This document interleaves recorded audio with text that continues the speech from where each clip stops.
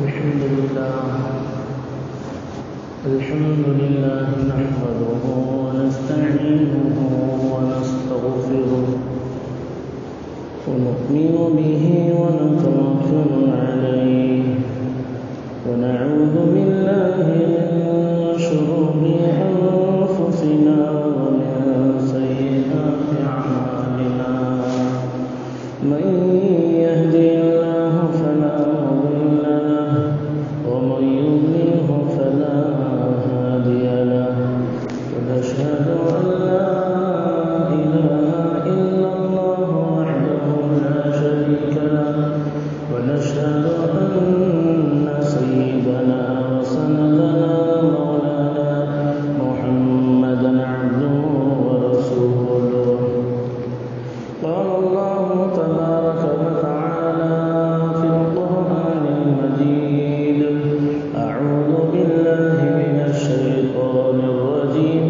بسم الله الرحمن الرحيم وأقيموا الصلاة وآتوا الزكاة وقال تعالى وما أرسلناك إلا رحمة للعالمين قال النبي صلى الله عليه وسلم الخلق عيال الله أو كما قال عليه الصلاة والسلام وقال النبي صلى الله عليه وسلم حصنوا أموالكم بالزكاة أو كما قال عليه الصلاة والسلام رب اشرح لي صدري ويسر لي أمري واحلل عقدة من لساني يفقهوا قولي سبحانك لا علم لنا إلا ما علمتنا إنك أنت العليم الحكيم اللهم صل على سيدنا محمد وعترته بعدد كل معلوم لك معزز سامعین کرام، میں نے آپ کے سامنے کلام مجید کی دو آیتوں کا ٹکڑا اور حدیث پاک کے دو ٹکڑے پیش کیے۔ سب سے پہلے اللہ تبارک و تعالی فرماتے ہیں اقیموا الصلاۃ وآتوا الزکاۃ، نماز قائم کرو اور زکوٰۃ ادا کرو۔ حضرت تھانوی، حضرت اشرف علی تھانوی رحمۃ اللہ علیہ فرماتے ہیں عبادت دو طرح کی عبادتیں ہیں، ایک عبادت باطنی، ایک عبادت ظاہری۔ پھر عبادت ظاہری میں دو چیزیں ہیں، ایک عبادت بدنی، ایک عبادت مالی۔ سمجھ میں آیا؟ ایک عبادت ظاہری مطلب ظاہر کی عبادت ہے، ایک عبادت باطنی مطلب اندر کی عبادت جو ظاہر نہ ہو، کسی کو معلوم نہ ہو سوائے اللہ کے۔ پھر عبادت ظاہری میں دو عبادتیں ظاہر میں نظر آتا ہے، ایک عبادت بدنی یعنی بدن کی عبادت، جیسے نماز ہے، کسی پر رحم کرنا، کسی کے کام کاج کے لیے چلنا پھرنا، کسی کی مدد کرنا، کوئی اندھا ہے اس کا ہاتھ پکڑنا، کوئی کسی کا بوجھ وزن ہے اسے اٹھا کر دینا، یہ بدنی عبادتیں ہیں۔ ایک عبادت مالی، مال سے کسی کی کیا کرنا، مدد کرنا، اس کو کہتے ہیں عبادت مالیہ، مالی عبادت۔ تو اس میں اقیموا الصلاۃ وآتوا الزکاۃ، اللہ پاک نے نماز کا حکم فرمایا اور زکوٰۃ کا بھی حکم فرمایا۔ علماء فرماتے ہیں کئی جگہ 70 یا 80 جگہ نماز کے ساتھ اللہ پاک نے زکوٰۃ کو بھی حکم فرمایا۔ یہ قبیلہ آیا، غالباً حضرت ابو بکر صدیق رضی اللہ تعالیٰ عنہ کے پاس حضور پاک صلی اللہ علیہ وسلم کے پردہ فرمانے کے بعد، اور فرمایا ہم تو نماز ادا کریں گے، نماز پڑھیں گے، لیکن زکوٰۃ نہیں دیں گے۔ حضرت عمر رضی اللہ عنہ ان سے میں جہاد کروں گا، جبکہ کفار سے جہاد کیا جاتا ہے، فرمایا ان سے جہاد کروں گا۔ لوگوں نے فرمایا جو لا الہ الا اللہ کہتا ہے آپ اس کے ساتھ جہاد کریں گے؟ فرمایا ہاں، جو حضور پاک صلی اللہ علیہ وسلم کے زمانے میں اونٹ دیتا تھا اور رسی بھی دیتا تھا، اگر آج کے دور میں اگر اونٹ دے رسی نہ دے میں اس کے ساتھ بھی میں مقابلہ کروں گا۔ یہ اللہ کے بتائے ہوئے قید قانون ہے، اس میں کمی بیشی کا کسی کو بھی اختیار نہیں ہے۔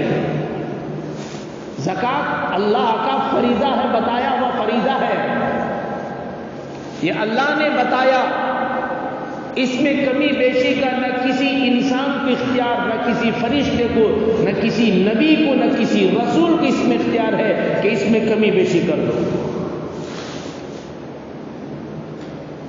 اور فرمایا وَمَا أَرْسَلْنَاكَ إِلَّا رَحْمَةً لِلْعَالَمِينَ، حضور پاک صلی اللہ علیہ وسلم کو اللہ نے فرمایا آپ کو اللہ تبارک تعالیٰ نے رحمت بنا کر بھیجا عالمین کے لیے، تمام انسانوں کے لیے، تمام مخلوق کے لیے آپ رحمت ہی رحمت ہے۔ مسلمانوں کے لیے بھی آپ رحمت بن کر آئے، کافروں کے لیے بھی آپ رحمت بن کر آئے، کفار کے لیے آپ رحمت بن کر آئے، مشرکین کے لیے آپ رحمت بنا کر اللہ تبارک تعالیٰ نے بھیجا۔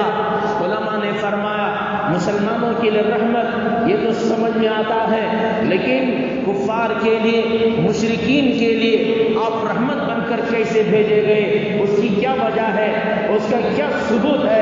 علماء نے فرمایا پہلے زمانے میں جو اللہ کے نافرمان، اللہ کے رسول کی نافرمانی کرتے تھے، اللہ پاک ان کو زمین پر دھسا دیتا تھا اور ان کے چہروں کو مست کر دیا جاتا تھا، کسی کو سور بنا دیا، کسی کو خنزیر، کسی کو بندر بنا دیا گیا، سارے نافرمانوں کو اللہ تبارک تعالیٰ کا طرح طرح کے عذابات آتے تھے، لیکن اللہ پاک نے اللہ کے نبی صلی اللہ علیہ وسلم کی دعاؤں کے صدقے میں اللہ پاک نے آج کفاروں کے چہرے بگڑنے سے اللہ نے محفوظ فرمایا۔ ورنہ جو نبی کی شان میں گستاخی کر رہا ہے اللہ اس کو جو اس کے چہرے کو بدل دیتا، بد سے بدتر جانور کا چہرہ بنا دیتا۔ یہ اللہ آج بھی کرنے پر قدرت رکھنے والا ہے، لیکن یہ کیا ہو گیا، اس عذاب کے درمیان میں ہمارے تمہارے نبی پاک صلی اللہ علیہ وسلم کی دعا آ گئی۔ آقا نے فرمایا اے اللہ میری امت پر ایسا عذاب نازل نہ فرما جو اس سے پہلی امتوں پر عذاب نازل ہوا تھا۔ یہ حضور کی دعائیں ہیں۔ ایک مرتبہ لوگ آئے مسلمان آ کر اور فرمایا قریش کے لوگوں پر آپ بدعا فرما دیں، بڑی تکلیف دے رہے ہیں۔ حضور صلی اللہ علیہ وسلم نے فرمایا میں بدعا دینے کے لیے نہیں بھیجا گیا بلکہ رحمت بنا کر بھیجا ہوں، اے اللہ ان پر رحم فرما، ان کی مغفرت فرما۔ احد کے میدان میں آپ صلی اللہ علیہ وسلم کی اتنی تکلیف ہوئی، آپ صلی اللہ علیہ وسلم کے دندان مبارک شہید ہو گئے، خود کی کڑیاں آپ کے چہرے پر گھس گئی تھی، آپ کو اتنی تکلیف، خون بہہ رہا تھا، جب خون نہیں ٹھہر رہا تھا تو حضور صلی اللہ علیہ وسلم کو صحابہ نے فرمایا یا رسول اللہ آپ بدعا فرما دیں، آپ بدعا فرما دیں تاکہ یہ قوم، یہ لوگ ہلاک ہو جائیں۔ آپ نے ہاتھ اٹھایا، صحابہ سمجھے اب بدعا ہو رہی ہے، اب بس کفار مکہ کا خاتمہ ہونے والا ہے۔ جیسے آپ نے دعا کی لیے ہاتھ اٹھایا تو آپ نے یہ دعا فرمائے یا اللہ میری قوم کو ہدایت عطا فرما، انہیں معاف فرما، اس لیے کہ یہ لوگ مجھے نہیں جانتے ہیں۔ یہ حضور پاک صلی اللہ علیہ وسلم کے نمونے ہیں، یہ امت کو تعلیم ہے، امت کو بتایا گیا کہ صرف اپنا پیٹ، اپنا خاندان، اپنا گھر نہ دیکھو، الخلق عیال اللہ، ساری مخلوق اللہ کا کنبہ ہے، اللہ کا خاندان ہے، اور جو اللہ کے خاندان کے ساتھ جو اچھا برتاؤ کرے گا وہ اللہ کے نزدیک سب سے زیادہ پسندیدہ رہے گا۔ اللہ کی مخلوق پر رحم کرنے والا مال کے ذریعے بدن کے ذریعے رحم کر رہا ہے، ان پر کرم کر رہا ہے، بخشش کر رہا ہے، سخاوت کر رہا ہے، کسی کو تکلیف کو دیکھ کر خوش نہیں ہو رہا بلکہ اس کی تکلیف کو دور کرنے کی حتی الامکان کوشش کر رہا ہے، تو یہ بندہ جو مخلوق کے درمیان میں ہے اور اجر اللہ ہی سے لینے کا ہے، لوگوں سے اجر لینے کی اس کے پاس امید، لوگوں سے امید نہیں کر رہا۔ اب خرچ کر کو رمضان میں ہے، بعد میں آتا نا ٹائم تب ہمارا یہ خیال کر لینا، یہ تو مطلب کی دنیا ہو گئی، یہ تو مطلب کے لیے کیا کر رہا، خرچ کر رہا۔ اجر لینا ہے اللہ ہی سے اجر لینا ہے، کسے لینا؟ اللہ ہی سے اجر لینا، اللہ ہی سے بدلہ لینا۔ علماء نے صاف سیدھی بات بتایا، کوئی آدمی دعوت کرتا ہے، کسی کو کھلاتا ہے، یہ نیت ہوتی ہے کہ دعوت کرنے سے اتنا ہدیہ مجھے مل جاتا ہے، اتنی بخشش مجھے مل جاتی ہے، اتنے لفافے پڑھتے ہیں، اتنا آتے ہیں، تو فرما اس کو کھلانے کا اجر بالکل نہیں ملے گا، اس لیے کہ اس کی نیت اللہ کے لیے نہیں ہے بلکہ مال کے لیے لوگوں کو کھلا رہا ہے، تو اس کا ثواب بھی اللہ سے اسے بالکل نہیں ملے گا۔ سمجھ میں آ رہا ہے؟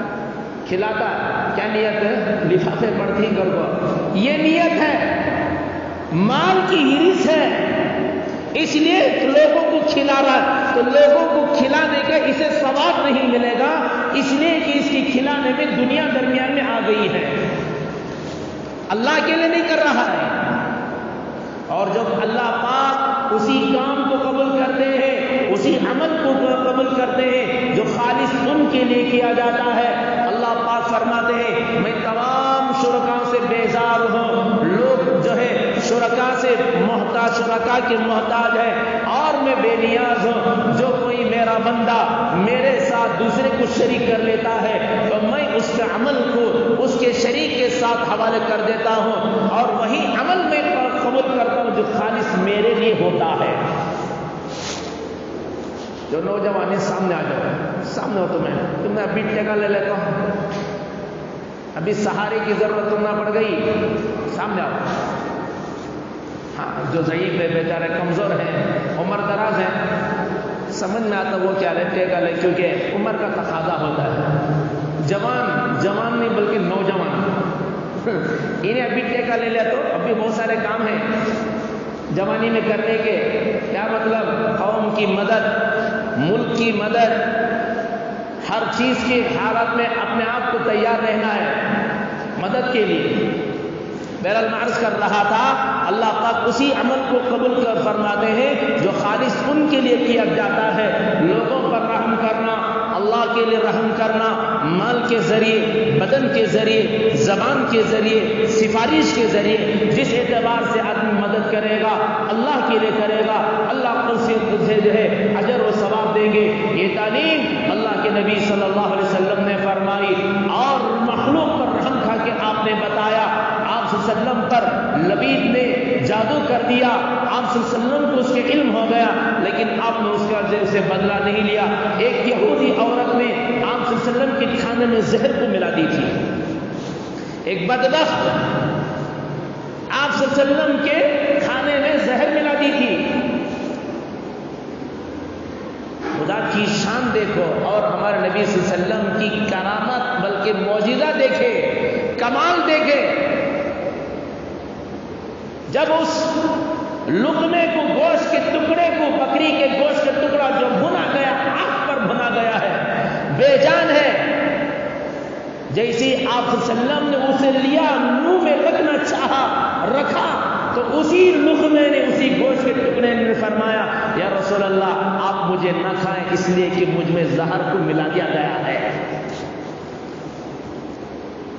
علماء فرماتے ہیں اللہ پاک نے آقا کو بھی شہادت کا مرتبہ عطا فرمایا، لو ددت ان اقتل فی سبیل اللہ ثم احیا ثم اقتل ثم احیا ثم اقتل، میرا دل چاہتا ہے اللہ کے دین کے لیے اپنی جان کو قربان کر دو، پھر زندہ کیا جاؤ، پھر مجھے قتل کر دیا جاؤ، شہید کر دیا جاؤ، پھر زندہ ہو جاؤ، پھر جو شہید کر دیا جاؤ۔ اللہ نے آقا کی دعا کی لاج رکھ لی، علماء نے فرمایا جب آخری وقت تھا پھر وہ زہر عود کر دیا گیا، پھر اس زہر کی وجہ سے آقا دنیا سے پردہ فرما گئے۔ اللہ نے شہادت کا بھی مرتبہ آقا کو مرحمت فرما دیا۔ اپنے آپ کو ان صلاتی و نسکی، میری نماز میری قربانی، و محیای و مماتی، میرا جینا میرا مرنا سب للہ رب العالمین، سب کچھ اللہ کے لیے ہے۔ غواص بن حارث ایک کافر تھا، آقا صلی اللہ علیہ وسلم ایک سفر میں تشریف لے گئے، درخت کے نیچے آپ آرام پر اپنی تلوار کو درخت پر لٹکا کر آپ آرام فرما رہے ہیں۔ دیکھا دشمن بہت اچھا موقع ہے، اس لیے کیا کریں ابھی کام مکمل کر دیں۔ کفار مکہ کی یہی تمنا تھی کہ آقا کو سب ہستی سے مٹا دیا جائے، نعوذ باللہ من ذالک، اور تلوار ہاتھ میں لے لیا۔ آقا صلی اللہ علیہ وسلم بیدار ہو گئے تو پھر پوچھنے لگا من یمنعک منی، بتاؤ تمہیں مجھ سے کون بچانے والا؟ آقا صلی اللہ علیہ وسلم نے بڑے اطمینان سے جواب دیا اللہ مجھے بچانے والا ہے۔ جیسے لفظ اللہ سنا کبھی جسم میں تاری ہو گئی اور تلوار اس کے ہاتھ سے چھوٹ گئی، اور آقا نے تلوار کو اٹھا لیا اور فرمایا اب بتا تجھے کون مجھ سے بچانے والا ہے؟ تو فوراً گڑ گڑانے لگا، معافی مانگنے لگا، اور آپ بہترین تلوار لینے والے ہیں، آپ معاف کرنے والے، آپ ایسے ہیں، آپ رحم کرنے والے ہیں، طرح طرح سے کہنے لگا۔ آقا صلی اللہ علیہ وسلم نے فرمایا جا میں بدلہ نہیں لیتا، اللہ آپ کے نبی صلی اللہ علیہ وسلم نے اسے بخشش فرما دی، بخش دیا اور اسے معاف فرما دیا۔ یہ آقا صلی اللہ علیہ وسلم کی تعلیم ہے کہ آقا نے فرمایا ہر آدمی پر رحم کرو، ہر آدمی پر رحم کرو۔ حدیث پاک میں آتا ہے اللہ تبارک تعالیٰ نے رحم کے 100 حصے کیے ہیں، ایک حصہ ساری مخلوق پر تقسیم کیا۔ اسی ایک رحم کی وجہ سے ماں بچے سے رحم کرتی ہے، اور جانور اپنے بچوں پر رحم کرتے ہیں، جانور بھی اپنے بچوں پر رحم کرتے ہیں۔ شیر ایک دوسرے کو کھا جاتا ہے، شیر ایک دوسرے کو کھا جاتی ہے، لیکن وہ بھی جانور اپنے بچوں پر رحم کرتے ہیں۔ چونٹی بھی اپنے بچوں پر رحم کرتے ہیں، مخلوق اللہ کی وہ بھی اپنے بچوں پر رحم کرتے ہیں۔ سارے انسان جنات جو ہے اپنی مخلوق اپنی اولاد پر جو ہے کیا کرتے ہیں رحم کرتے ہیں۔ اللہ کے نبی صلی اللہ علیہ وسلم نے فرمایا یہ جو رحم کرنا، ماں کا بچوں پر رحم کرنا، باپ کا بچوں پر رحم کرنا، ایک انسان کو دوسرے انسان پر رحم کرنا، اسی ایک رحم کے صدقے میں ہے کہ اللہ نے رحم کے 100 حصے فرمائے، ایک حصے کو ساری مخلوق میں تقسیم فرما دیا، اور باقی 99 حصے اللہ پاک نے اپنے لیے قیامت تک کے اپنے لیے جو ہے قیامت کے لیے مؤخر کر دیے۔ 99 حصہ اللہ پاک قیامت کے دن اس حصے کو استعمال فرمائیں گے۔ بتاؤ 99 حصے، ایک حصہ ماں کتنا رحم کرتی اپنے بچے پر؟ کیا بھائی ماں کتنا رحم کرتی ہے اپنے بچوں پر؟ ایک حصہ ساری انسانوں پر تقسیم فرما دیا۔ ایسا نہیں کہ ایک حصہ ایک ماں کو دیا، کروڑوں انسانوں کو، کروڑوں جانوروں میں وہ تقسیم تھوڑا تھوڑا تھوڑا کے تقسیم ہوا ہے، اس کے باوجود اس کا رحم اتنا، کوئی بھی جو ہے ماں اپنے بچے کو جلتا ہوا پسند نہیں کرتی، تکلیف میں دیکھنا پسند نہیں کرتی۔ تو بتاؤ اس رحم کے کیا ٹھکانے کہ اللہ پاک نے 99 حصہ اپنے پاس رکھے ہیں، تو اللہ کتنا رحم کرنے والا ہے۔ بتاؤ جیسا ہمارا رب جب اتنا رحم کرنے والا، اتنا جب کرم کرنے والا، پھر بھی اگر ہم اس کی نافرمانی کریں تو ہم سے بڑا بے وفا غدار کون ہو سکتا ہے؟ کون ہو سکتا ہے؟ ایک ماں اپنے بچے پر رحم کرے اور شفقت کرے، اس کی ہر ضرورت کا خیال کرے، ہر اعتبار سے اسے مدد پہنچائے، راحت پہنچائے، تکلیفوں سے بچائے۔ اگر وہ بچہ محلے والوں کے سامنے اس ماں کی نافرمانی کرتا ہے تو سارے محلے والے اسے جو برا بھلا کہتے ہیں اور کہتے ہیں تجھے ایسا نہیں کرنا چاہیے، تیری ماں تو اتنا تیرے پر رحم کر رہی ہے، تیرا باپ رحم کر رہا ہے اور تو اس کا نافرمان بن رہا ہے. بتاؤ ایک رحم کا یہ بات ہے تو بتاؤ اللہ کی نافرمانی کرنے سے اللہ کتنا ناراض ہوتے ہیں. اللہ پاک قیامت کے دن جو ہے اس ننن اور رحم کا اللہ پاک استعمال کریں گے. ہمارے لیے ضروری ہے کہ ہم اس رحم کے استعمال ہونے کے لیے ویسے لائق بھی ہم بنیں. حسینوا اموالکم بالزکاۃ، مال کے ذریعے زکات کے ذریعے اپنے مالوں کی حفاظت کرو. حضور پاک صلی اللہ علیہ وسلم حتیم میں تشریف فرماتے ہیں. زکات بھی اس لیے حکم کیا لوگوں پر رحم کرنے کے لیے. مالدار کو حکم ہے کہ تو اپنے مال کو اپنے غریب بھائی پر تقسیم کر. یہ رحم کرنے کا اللہ پاک نے حکم فرمایا. ارحموا من فی الارض یرحمکم من فی السماء. حدیث پاک میں آتا ہے تم زمین والوں پر رحم کرو آسمان والا تمہارے پر رحم کرے گا. ارحموا من فی الارض یرحمکم من فی السماء. آج تم زمین والوں پر رحم کرو آسمان والا تم پر رحم کرے گا. اللہ پر فرماتے ہیں کوئی اللہ کا بندہ اپنے بھائی کی مدد سے رک جاتا ہے جبکہ اس بھائی کی اس پر ضرورت تھی، مدد کی ضرورت تھی، تو اللہ پاک کے قیامت کے دن ایسے وقت میں اس بندے سے مدد کو روک لیں گے اپنی مدد کو جبکہ وہ مدد کا محتاج رہے گا. ہماری ضرورت سے ایک بھائی کی کیا ہوتی مدد ہوتی تھی. ہماری مدد سے اس کا کام بن جاتا تھا. اب انہیں روک گیا.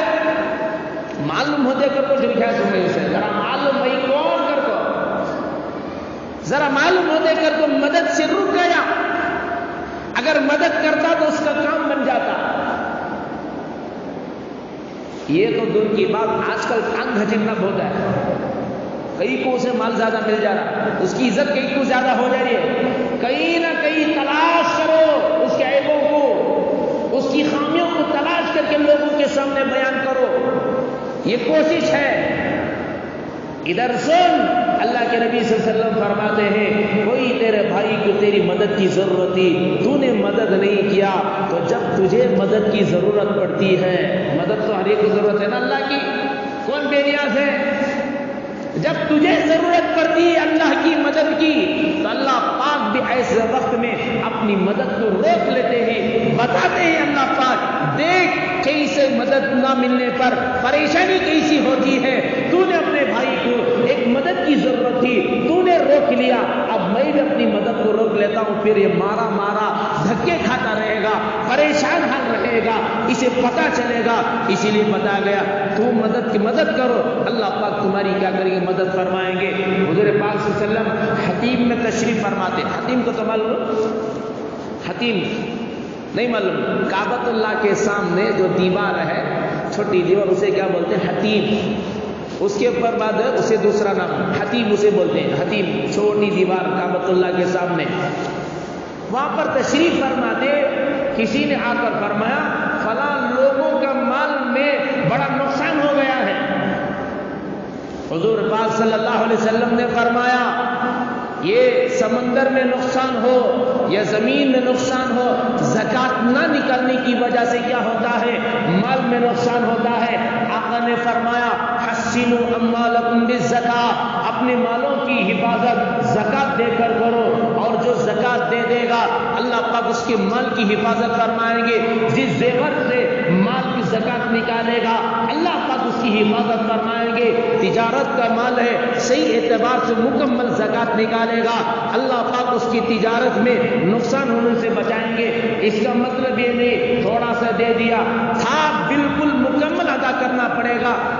اگر 100 روپے تھا 100 روپے نکالنا پڑے گا. 100 روپے کے بجائے 90 روپیہ دیا 10 روپے باقی رہا، اللہ کی مدد نہیں آئے گی. اللہ کی مدد کامل دین پر ہے، مکمل دین پر ہے، مکمل فرما برداری پر ہے.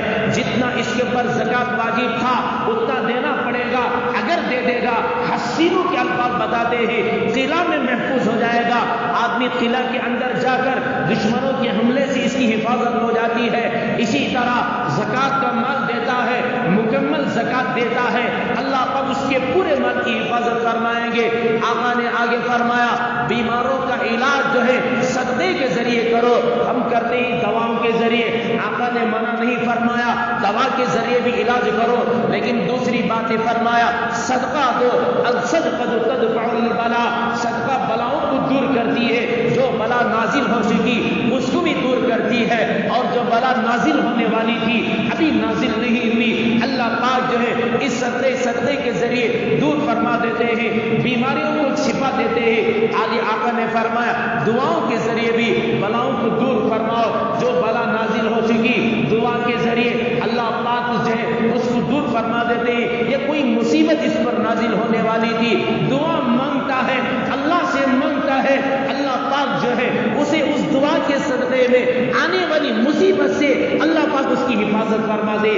افسوس افسوس افسوس، آج اکثر لوگوں کو اللہ سے مانگنے کی بھی توفیق نہیں ہے، اللہ نے ان لوگوں سے توفیق کو چھین لیا ہے۔ ہاں دیکھو، آپ غور و فکر کرو، تم خود اپنے آپ کو غور و فکر کرو کہ میں نماز کے بعد، ارے دعا مخل عبادہ، دعا عبادت کا مغز ہے، جب اللہ کی تعریف بیان کر دیتا ہے، اللہ کی تعریف بیان کر دیا، اللہ کی رحمت اس کی طرف متوجہ ہو گئی، اللہ پوچھتے ہی بتا میرا بندہ تیری کیا ضرورت ہے، کیا تیری میں ضرورت پوری کرو، جب اللہ تعالیٰ کی طرف سے ندا آتی ہے انہیں اٹھ کر بھاگ جاتا ہے۔ یہ توفیق نہ ملنا، یہ رو اپنے آپ کو، گڑ گڑائے، مانگے اللہ سے معافی، یا اللہ یہ کیا ہو گیا، یہ نحوست میرے پر کیوں ٹپک گئی، جب تو دینے والا تھا مجھے اٹھا کر مجھے کیوں بھاگ رہا ہو، میں روز کیوں ہو جا رہا ہوں، میں محروم کیوں ہو جا رہا ہوں۔ اللہ پاک سے مانگے، رو کر معافی مانگے وہ آدمی جو اللہ سے دعا نہیں مانگتا۔ توفیق نہیں، یہ کیا ہو چکا، کیا تیری دنیا برباد ہو رہی ہے؟ ادھر دیکھ، اللہ کے نبی فرماتے ہیں تیرے پر مصیبت آنے والی ہے، اس مصیبت کو اللہ پاک کس کے ذریعے دور فرمائیں گے؟ دعاؤں کے ذریعے۔ اگر تیرے پر کوئی مصیبت نازل ہو چکی اس کو بھی اللہ پاک دعاؤں کے ذریعے دور فرمانے والے ہیں۔ آج توفیق نہیں، ایک اٹھا کر تو دوسرے بھاگ میں، کس کا نقصان؟ نہ امام کا نقصان، نہ مؤذن کا نقصان، نہ کسی صدر صاحب کا نقصان، نہ حاجی صاحب کا نقصان، نہ کسی نمازی کا نقصان، وہ جانے والے تیرا نقصان ہے۔ ادھر دیکھ، اللہ تعالیٰ کی طرف مانگ لے، تیری دنیا کو اللہ برباد نہیں کریں گے۔ تو سوچتا ہوگا 2 منٹ لگا دوں گا میرے دکان سے گراہک بھاگ جائے گا، بڑا نقصان ہو جائے گا۔ نہیں نہیں، مانگ کر جا، نفع کا مالک اللہ ہے، نقصان کا مالک بھی اللہ ہے۔ مانگ اللہ پاک سے، اس لیے کہ لوگوں کے قلوب اللہ کے قبضے میں ہے، وہ اللہ پاک خود گراہک کو تیرے دکان میں بھیجے گا، تیری فیکٹری میں بھیجے گا، نفع اللہ دے گا، نقصان سے اللہ بچائیں گے۔ مانگ اللہ سے، محروم نہ رہے گا، جو نہیں مانگتا وہ محروم کا محروم ہی رہے گا۔ ادھر آقا نے فرمایا حسینوا اموالکم بالزکاۃ، زکات دے کر مالوں کی حفاظت کر لیا کرو، صدقہ دے کر بیماروں کی دوا کرو، اور دعاؤں کے ذریعے جو مصیبت نازل ہونے والی اس مصیبت کو دور کرو۔ آقا نے فرمایا، جب آقا نے فرمایا پھر بھی اگر کوئی نافرمانی کرتا ہے، وہ جانے اس کا کام جانے، وہ جانے اس کا عمل جانے، وہ جانے اس کا کردار جانے، اس لیے کہ جو بات آقا کی تھی وہ کانوں پر پڑ چکی، پھر بھی کوئی نافرمانی کرتا ہے تو وہ جانے اس کا عمل جانے، وہ جانے خدا جانے کیا ہوتا اس کا حال، اس کا انجام اللہ پاک بہتر جاننے والے ہیں۔ اس لیے دوستو مانگو اللہ سے مانگنے والا کوئی نامراد نہیں ہوتا، اللہ سے مانگنے والا کوئی فقیر نہیں ہوا۔ لوگوں سے مانگنے والا تو فقیر ہو سکتا ہے، اللہ سے مانگنے والا کبھی فقیر نہیں ہوا۔ آقا نے قسم کھا کر فرمایا جو لوگوں سے مانگنے کا دروازہ کھولتا ہے اللہ پاک اس کو فقیری کا دروازہ کھول دیتا ہے۔ ہزاروں کے روپے مل گئے تب بھی لوگوں سے مانگتا رہتا ہے۔ جو غنی اللہ سے مانگتا اللہ کسی کو محتاج نہیں بناتے۔ آقا اس حدیث میں آقا نے آگے فرمایا جس قوم کی بقا اللہ چاہتے ہیں، اس قوم کو باقی رکھنا چاہتے ہیں، ان کی اولاد کو اللہ باقی رکھنا چاہتے ہیں، غور سے سنو، اللہ جس کی اولاد کو، جس کے خاندان کو باقی رکھنا چاہتے ہیں، ان میں 2 چیزوں کو پیدا فرماتے ہیں، اس خاندان میں سخاوت کو پیدا فرماتے ہیں، اور دوسرا عفت کو پیدا کرتے ہیں، گناہوں سے بچنے کا، وہ جذبہ، وہ صلاحیت، وہ ہدایت اس خاندان کو اللہ پاک فرماتے ہیں۔ اور آگے آقا نے فرمایا جس قوم کو اللہ مٹانے کا ارادہ فرما دیتے ہیں، تباہ کرنا چاہتے ہیں، اس خاندان کو ختم کرنا چاہتے ہیں، اللہ پاک اس خاندان میں گنہگاروں کو پیدا فرما دیتے ہیں، ان کی اولاد کے اندر گناہ کا جذبہ پیدا ہوتا ہے اور وہ بخیل بن جاتے ہیں، پھر ایسے لوگوں کا وجود ختم ہو جاتا ہے، وہ باقی نہیں رہتے ہیں۔ ہم سوچیں، لمبی امید تو ہے، میں گھر بنایا، میں پراپرٹی لیا، میری اولاد پوترے ان کے نیچے تک وہ کھائے استعمال کرے۔ ارے صرف دنیا کما کر رکھ کر اولاد کی حفاظت نہیں ہوتی، بلکہ اللہ کے نبی کے طریقے پر آ جاؤ، اللہ خود حفاظت فرما کے بتائیں گے۔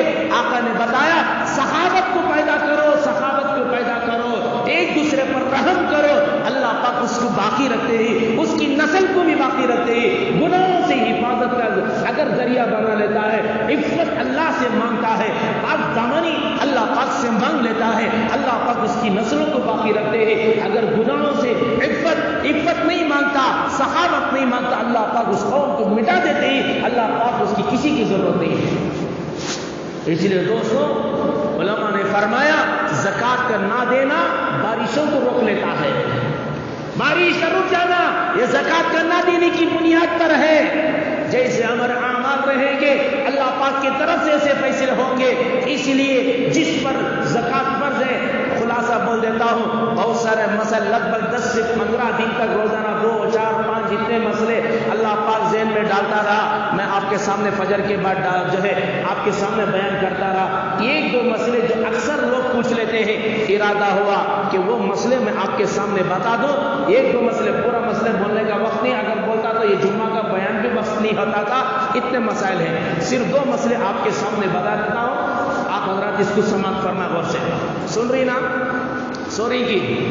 سونے والے مراقبہ ذرا اٹھ جاؤ، کیونکہ کچھ مسئلہ میں بتانا کچھ اور ہو جانا ایسا ہوگا۔ لوگ اکثر سوال کرتے ہیں ایڈوانس پر، غور سے سنو، بار بار بول رہا ہوں، ایڈوانس پر زکوٰۃ ہے کیا نہیں ہے، ایک سوال، اور دوسرا لیز پر ڈالتے اس پر ہے کیا نہیں، یہ دونوں الگ الگ مسئلے ہیں، دونوں کو ایک ساتھ نہ ملاؤ، دونوں کا مسئلہ الگ الگ ہے۔ اور اس کا مسئلہ غور سے سنیں، اکثر علماء فرماتے ہیں ایڈوانس جو کرایہ پر آدمی دیتا ہے اس پر کیا نہیں زکوٰۃ ہے، لیکن بعض علماء فرماتے ہیں کہ اس پر بھی زکوٰۃ احتیاطاً دے۔ درمیانی شکل، غور سے سنیں اس کو۔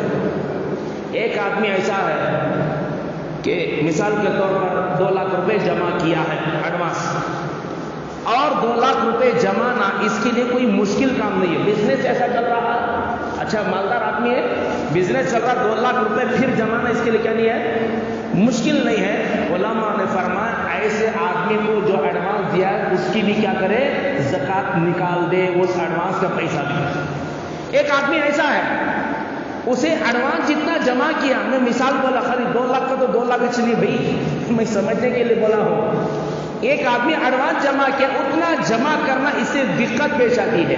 کیا دقت پیش، مشکل پیش آتی ہے، ایک دم جمع نہیں کر سکتا، تو ایسے آدمی کو زکوٰۃ جو ہے ایڈوانس پر، اس پر کیا نہیں زکوٰۃ نہیں ہے، باقی مال پر معاف نہیں ہے۔ اگر ایسا نہیں سمجھو، حضرت بول ڈالے کرائے کے گھر والے کو نہیں کرو، یہ مسئلہ الگ ہے، صرف ایڈوانس کا لفظ بول رہا ہوں، ایڈوانس کے مال، باقی مال ہے تو اس کی حساب کتاب کرو، 612 گرام چاندی کے خریدنے کے بقدر تمہارے پاس مال ہے، شریعت کی نظر میں تم مالدار ہو، تم زکوٰۃ نہیں لے سکتے، بلکہ تم کو کیا کرنا پڑے گا، زکوٰۃ کو دینا پڑے گا۔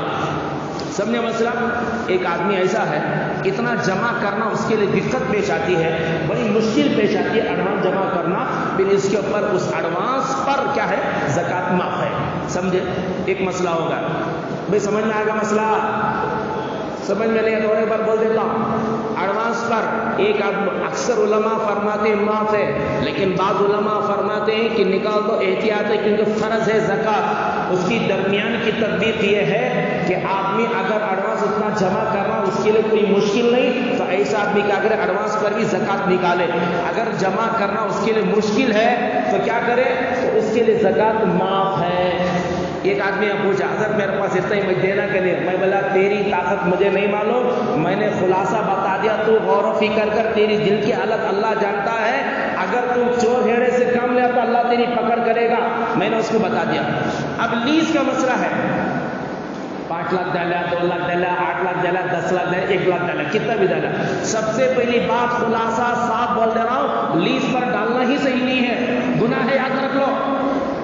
کیا حضرت مند بھائی تم نہ کر کے نہیں بولا، بلکہ شریعت کا مسئلہ بغیر ڈر کے میں آپ کے سامنے رکھ رہا ہوں، قیامت کے دن اللہ کے یہاں میری پکڑ نہ ہو اس لیے بول دے رہا ہوں۔ لیکن پھر بھی اگر کوئی ڈال دیا، اب کیا مسئلہ ہے؟ سنو، لیز پر ڈالا، 5 لاکھ ڈالا کی 10 لاکھ ڈالا، لیز کے مال پر زکوٰۃ معاف نہیں ہے۔ نہیں حضرت میں اتنا پھر جمع نہیں کرتا نا، وہ شریعت نہیں مانتی، تم مشکل سے جمع کر یا آسانی سے جمع کر، لیکن لیز پر ڈالنے والے پر زکوٰۃ کیا نہیں ہے؟ معاف نہیں ہے۔ جس نے لیز کو ڈالا، ایک آدمی نے لیز کو گھر ڈالا ہے یا فیکٹری کو ڈالا ہے، تو جو ڈالنے والا اس پر زکوٰۃ ہے، اونر پر نہیں، کیونکہ مال اس کا ہے، سمجھے؟ وہ خرچ کرے جو کچھ کرے، مال تمہارا ہے، لیز پر ڈالنے سے زکوٰۃ کیا نہیں ہوتی؟ معاف نہیں ہوتی۔ اس کا ہر حالت میں کیا کرنا پڑے گا؟ 100,000 روپے میں کتنے روپے؟ 25 روپے، 1 لاکھ روپے میں بولو 2,500 روپے کے حساب سے کتنا تمہارے پاس مال ہے، اس حساب سے کیا کرنا پڑے گا؟ زکوٰۃ کو نکالنا پڑے گا۔ ایک آدمی پر تھوڑا مال ہے، ایک چاندی ہے یا سونا ہے، تینوں کو ملا کر جوڑو، 612 گرام چاندی خریدنے کے بقدر مال ہو گیا، اب کیا ہوگی؟ اس پر زکوٰۃ فرض ہو چکی ہے۔ مال اتنا ہے، تھوڑا چاندی ہے، جو کچھ ہے، مال پیسہ اتنا ہے، سمجھو اگر اتنا نصاب کے بقدر اس کے پاس مال ہے، زکوٰۃ شریعت کی نزدیکی نے کیا ہوگا؟ مالدار ہوگا۔ ایسا آدمی نہ زکوٰۃ لے سکتا ہے نہ فطرہ لے سکتا ہے، اس کا خاص خیال رکھیں۔ اللہ تعالیٰ سے دعا ہے اللہ تعالیٰ ہم تمام کا عمل کی توفیق مرحمت فرمائے۔ بہت سارے مسائل آپ حضرات کے سامنے روزانہ فجر کے بعد آ چکے، اللہ تعالیٰ عمل کی توفیق مرحمت فرمائے۔ جو لوگ سنت پڑھیں